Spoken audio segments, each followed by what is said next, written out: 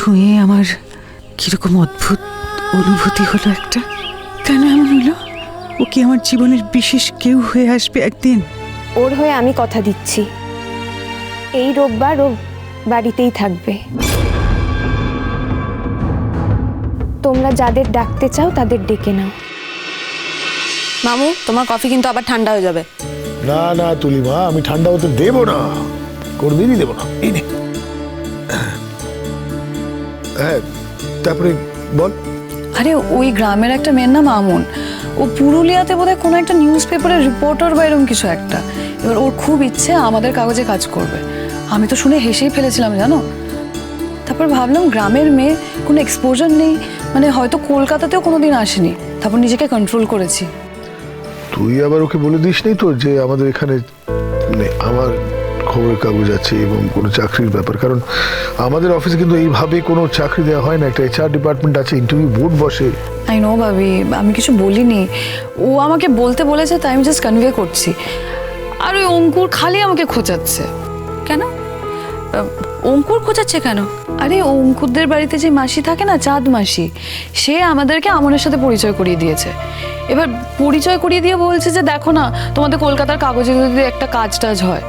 এবার অঙ্কুর সেটাকে একেবারে নিজের রেসপন্সিবিলিটি মনে করে নিয়েছে। না, চাকরি তো ওইভাবে হবে না। ও কি নাম বললি ওর? আমন। বাহ, নামটা তো ভারী সুন্দর। তো চাকরি হবে কি? চাকরি না হলে ট্রেনই তো হতে পারে।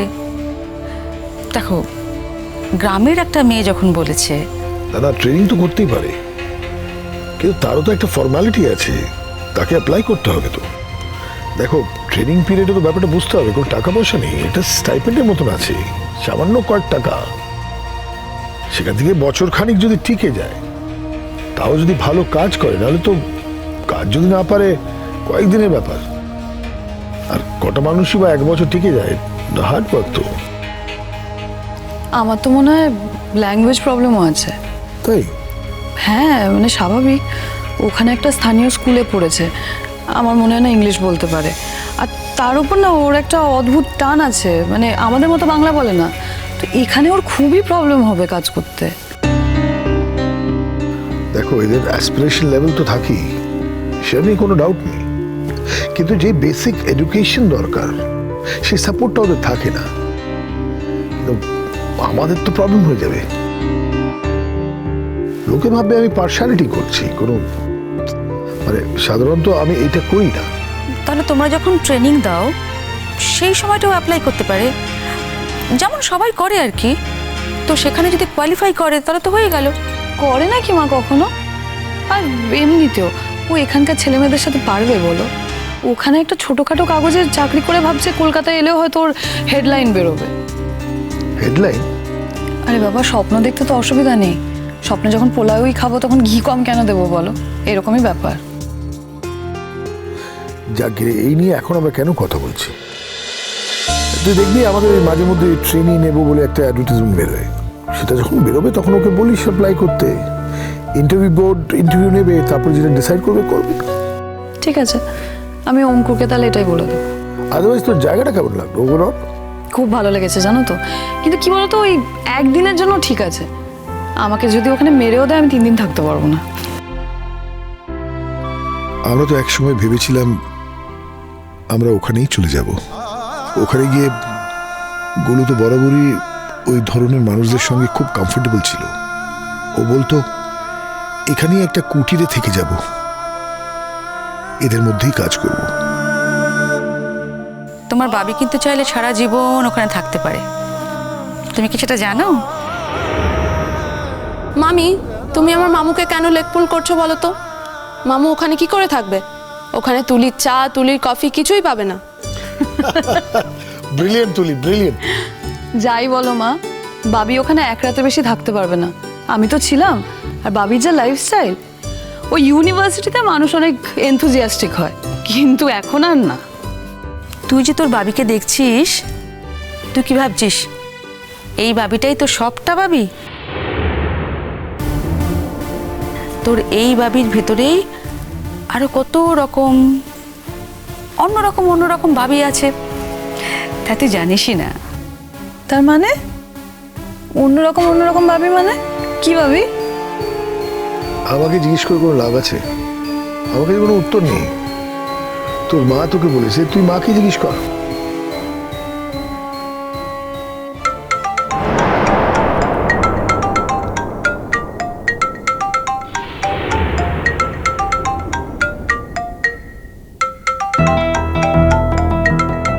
আবার আচ্ছা, বাড়িতে এলে ফোনটা একটু অফ করে রাখতে পারো তো। তোমাকে তো কতবার বলেছি বলো। বাড়িতে ঢুকতে না ঢুকতেই তোমার ফোন। তোমাকে কতবার বলেছি বনি যে বাড়িতে ঢুকলে মোবাইলটা ইউজ করো না, ল্যান্ডলাইনে যে করবে ল্যান্ডলাইনে ফোন করবে না।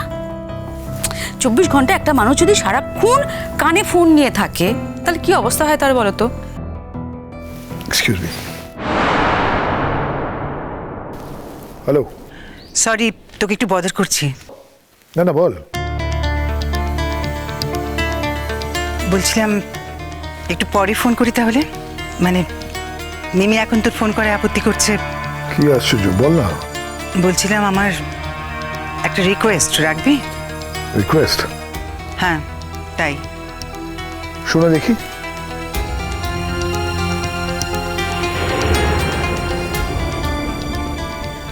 বলছিলাম যে একটা মেয়েকে একটু কাজের সুযোগ করে দিবি। কি কাজ রে? তোকে যখন বলছি তখন নিশ্চয়ই জার্নালিজমই হবে। মেয়েটাকে একটা সুযোগ দে না, মেয়েটা জার্নালিস্ট হতে চায়। দাঁড়া দাঁড়া দাঁড়া, তুই এখন কোথায় রে? আমি পুরুলিয়া, ওখান থেকেই কথা বলছি। এই মেয়েটার কথাই তো মেঘা কিছুক্ষণ আগেই বলছিল। মেয়েটার নাম কি আমন? তুই কি করে জানলি?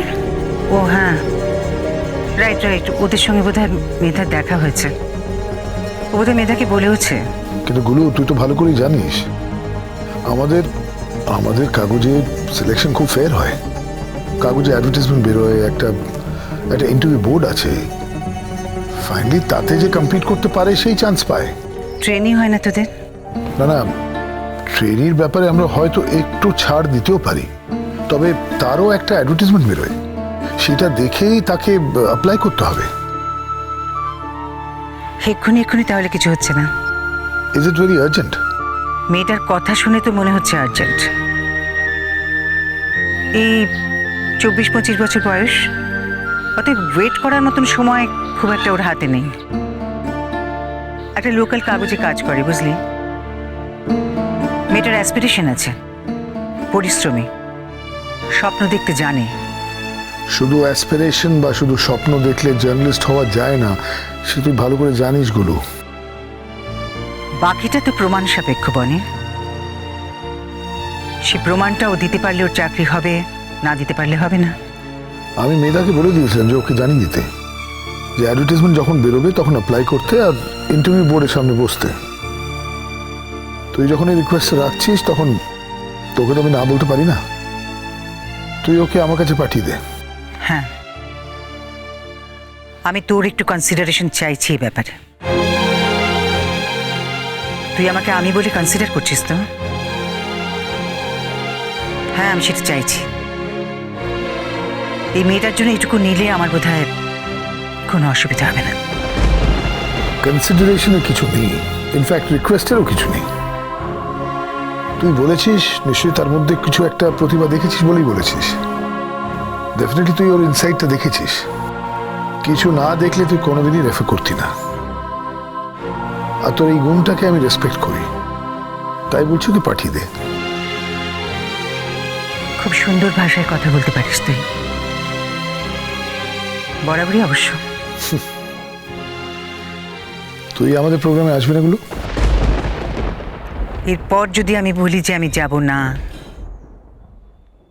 তাহলে খুব অকৃতজ্ঞতা হবে। তুই এক বাক্যে আমার এত বড় একটা কাজ করে দিলি, তাহলে তো ফর আ চেঞ্জ আমার তোর প্রোগ্রামে যাওয়াই উচিত। যাব। কোনো এক্সচেঞ্জ না রে। ইনফ্যাক্ট আমি তোর থেকে কোনো ফেভারও চাইছি না, বাট এই যে তুই বললি না, যে তুই আমার প্রোগ্রামে আসছিস। আর মনটা কেমন আলোয় ভরে গেল। কয়েকদিন ধরে মনটা কেমন মেঘলা হয়েছিল, ঘুম ভালো করে আসছিল না। তুই যদি কারণ জিজ্ঞেস করিস আমি বোঝাতে পারবো না, কিন্তু আসছিল না। কথাটা শুনে মন কেমন হালকা হয়ে গেল, একটা অদ্ভুত পিস ফিল করছি। এবার বুঝতে পারছি হয়তো তোর না আসাটাকে আমি অ্যাকসেপ্ট করতে পারছিলাম না। তুই আসবি না এই কথাটা ভেবে আমি কেমন একটু ডিপ্রেসড হয়ে যাচ্ছিলাম। আমি ডাকছি আর তুই আসতে পারছিস না, সেটা হয়তো আজও আমি মেনে নিতে পারছি না। ওকে, তাহলে এখন রাখি। বুঝতে পারছি কোনো পার্সোনাল কথা হলে তুই কিরকম এড়িয়ে যেতে চাস। ঠিক আছে, আমিও তোকে আর বদল করবো না। দেখা হচ্ছে।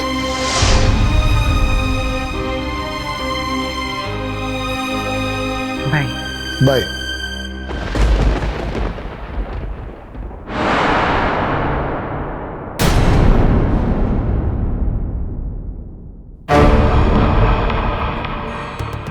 Sorry. Sorry for what?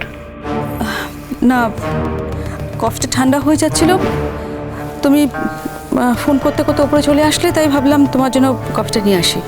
Sorry. না না, তুমি সরি কেন বলছো? না, গুলুদি ফোন করেছিল, আমি বুঝতে পারিনি, তাহলে ওরকমভাবে আমি কথা বলতাম না। আমি যে ওরকমভাবে কথা বলেছি ও শুনতে পাইনি তো। সেরকম কিছু তো আমাকে বলনি। আচ্ছা, গুলুদি ফোন করেছিল, তুমি আমাকে লাইনটা দিলে না? ফোন করে নাও না, ও তো ফোনটা কেটে দিল। তুমি কথা বলে নাও, মানে আমি তো বুঝতে পারিনি তুমি এই সময় কথা বলবে কি বলবে না। কি আশ্চর্য, গুলুদি ফোন করেছে আর আমি কথা বলবো কি বলবো না, এটা কখনো হতে পারে? তুমি তো জানো গুলুদির সঙ্গে ফোনে কথা বলার জন্য আমি অপেক্ষা করে থাকি। কমপ্লিকেশন কি আছে, ফোন করে কথা বলে নাও। না না, সেটা তো আমি করতেই পারি। তাহলে গুলুদি আসছে, কি বলো? হ্যাঁ, তাই তো জানালো ও আসছে। হঠাৎ এই বদল? আসলে কি জানো, একটা মেয়ে, আরে যে মেয়ের কথা মেধাও বলছিল, সেই মেয়েটার কোনোভাবে গুলুর সাথে যোগাযোগ হয়েছে, মানে গুলুকে ধরেছে। গুলু চাইছে যে ও এখানে আসুক। ও, তা তুমি ওকে সব বলে দিয়েছো তো? মানে কিছুক্ষণ আগে মেধাকে যেগুলো বলছিলে যে ট্রেনিং লাগবে, অ্যাড দেবে, তারপরে ওরা অ্যাপ্লাই করবে, সব মানে ক্লিয়ার করেছো তো? না, আসলে এই বছরের অ্যাডটা তো বেরিয়ে গেছে। এরপরে যদি মেয়েটাকে ওয়েট করতে হয় তাহলে 1 বছর ওয়েট করতে হবে। আর আমার মনে হয় না মেয়েটা ওয়েট করতে পারবে। গুল্লু বললো আর্জেন্টলি কাজের দরকার, তাই আমি ওকে পাঠিয়ে দিতে বললাম। আমরা ইন্টারভিউ নিয়ে নেব, মানে ট্রেনির চাকরি তো, পার্মানেন্ট চাকরি না। ঠিকই তো, গুলুদি যখন বলেছো তখন মেধাকে যে কথাগুলো বলেছো তুমি, সেগুলো ওকে বলা উচিত হতো না। গুলুদি কিছু বললে সেটা কিন্তু তোমার এক বাক্যে করে দেওয়া উচিত। কেন বলো তো? না, গুলুদি তোমার জীবনের কত বড় একজন বন্ধু বলো। সেটা অবশ্য ঠিক, গুল্লুর জন্য তো আমি তোমাকে পেয়েছি। হাসছো কেন? এটাই তো ঠিক কথা। আমি সেজন্য বলিনি। আর এসব পাওয়া পাওয়ার কথা ছেড়ে দাও। সব থেকে বড় কথা হচ্ছে গুলুদি তোমার বেস্ট ফ্রেন্ড। গুলুদি যা বলবে তোমাকে, তোমার সেটা করা উচিত। কফিটা একদম ঠান্ডা জল হয়ে গেছে, তুলিকে এক কাপ করতে বলি। না না না, দরকার নেই, আমি আর কফি খাবো না। কি আশ্চর্য, এক্ষুনি তো মাথা ধরেছিল বললে কফি খাবে, তুলি তোমাকে কফিটা করে দিল, তুমি ভালো করে খেলে না, ঠান্ডা হয়ে গেল। এখন আবার করতে বলছি, তুমি এখন বলছো খাবে না, কেন? হ্যাঁ খাবো, তুমি বলো, তুলিকে বলো করতে। এটা তো তুমি আমাকে এড়িয়ে যাওয়ার জন্য বললে না, যাতে এই কথাগুলো আর না ওঠে। ওকে বাবা, তোমার কফি খেতে হবে না। তুমি তাড়াতাড়ি ফ্রেশ হয়ে নাও। তোমার ওয়াশরুমের জামা কাপড় রেখে এসেছি, যাও তাড়াতাড়ি ফ্রেশ হয়ে নাও। Thank you baby, thank you. You are most welcome.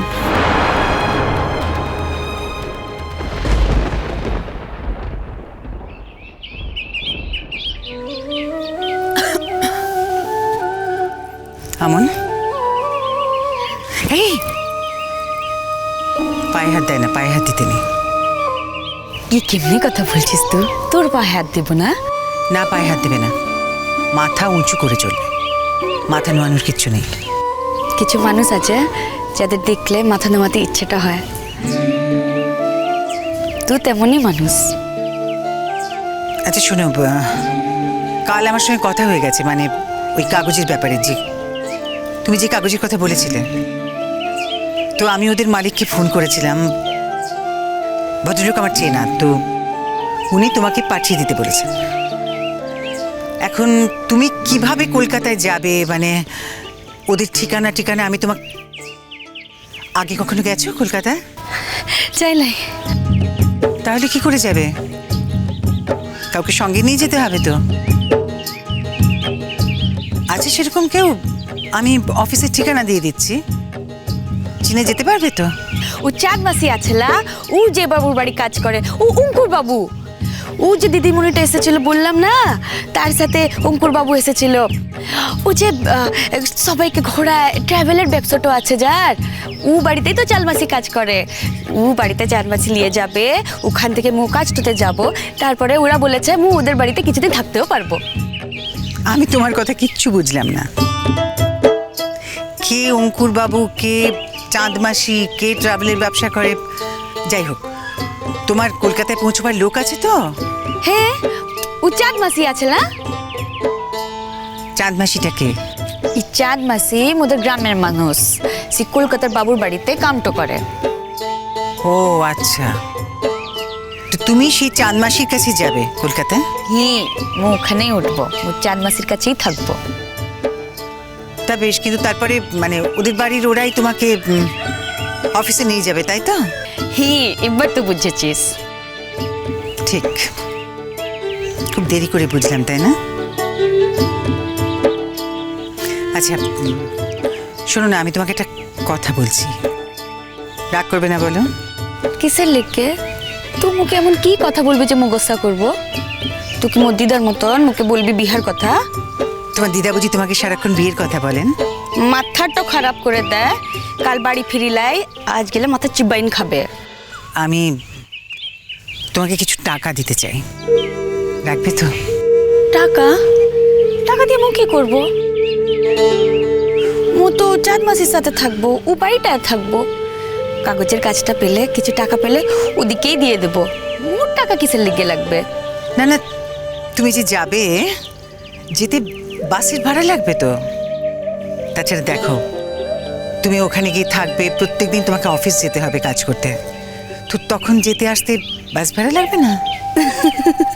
বাস ভাড়া? মু তো হেঁটে হেঁটেই যেতে পারবো। কলকাতা শহরটা কত বড় হতে পারে যে মু হাঁটতে পারবো লাই?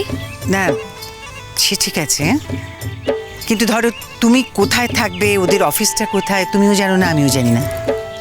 শেষ পর্যন্ত দেখলে যে ওদের অফিসটা এক প্রান্তে, তুমি থাকছো আর এক প্রান্তে, হেঁটে যাওয়া যাচ্ছে না, তখন তো বাস ভাড়া লাগবে, তাই না? না না না না, মু 2-3 ঘন্টা হাঁটতে পারি, মোর কোনো অসুবিধা হয় না।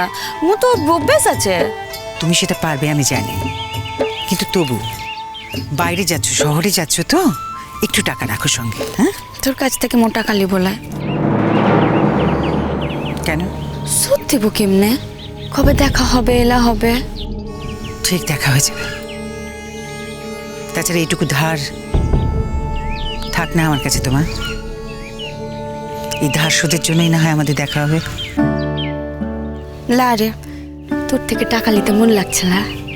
আমাকে তুমি খুব দূরের মানুষ ভাবছো তো, তাই আমার কাছ থেকে টাকা নিতে মন চাইছে না। দেখো আমন, আমি তোমাকে দয়া করছি না, এখন তোমার দরকার হবে তাই তোমাকে দিচ্ছি, কিন্তু তুমি দিয়ে দিও আমাকে, সময় মতন তুমি আমাকে দিয়ে দিও। তাহলে হবে। কোথাকে পাবো তোকে? তুই কবে আসবি? সে দেখা হবে কিলা? কেমনে টাকাটা ফেরত দিব? তোমার সঙ্গে আমার বারবার দেখা হবে। হ্যাঁ, বারবার দেখাটা হবে কেমনে? হবে, আমার মন বলছে। হ্যাঁ, মোর মনটা বলছে তোর সাথে বারবার মোর দেখা হবে। ব্যাস, তাহলে তো হয়েই গেল। আমাদের দুজনেরই যখন মন বলছে আমাদের দুজনের বারবার দেখা হবে, তাহলে কোনো একবার দেখা হলে আমি তোমার কাছে টাকাটা নিয়ে নেব। তবে একটা কথা আমার, তুমি যখন খুশি টাকাটা ফেরত দিলেই কিন্তু হবে না। আমি যেদিন বুঝবো যে তুমি রোজগার করতে পারছো, টাকাটা ফেরত দিতে পারবে, আমি কিন্তু তখন নেব। কেমন? তো কিন্তু মুখে ঋণে জড়াইলি। তোমাকে টাকাটা না দিলে আমার কাছে তোমার কোনো ঋণ থাকতো না। থাকতো না? তুই যে মুখে কাজটা করে দিলি। আর ধরো যদি কাজটা না করে দিতাম, তাহলে কোনো ঋণ থাকতো না। এই কথাটা তো কঠিন লাগছে, বুঝতে পারছিলাই। আমার মনে হচ্ছে তোমার কাছে আমার কিছু ঋণ আছে। না মানে তোমারও আছে, আমারও আছে। কিভাবে আছে, কি ঋণ আছে জানি না, তবে মনে হচ্ছে আছে। ঋণ আছে? কি বলছিস তো দিদিমণি?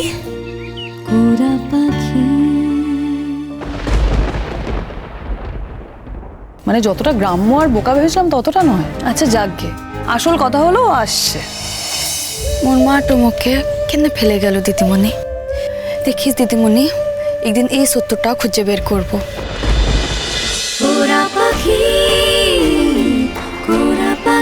চলো চলো চলো চলো চলো পাল্টাই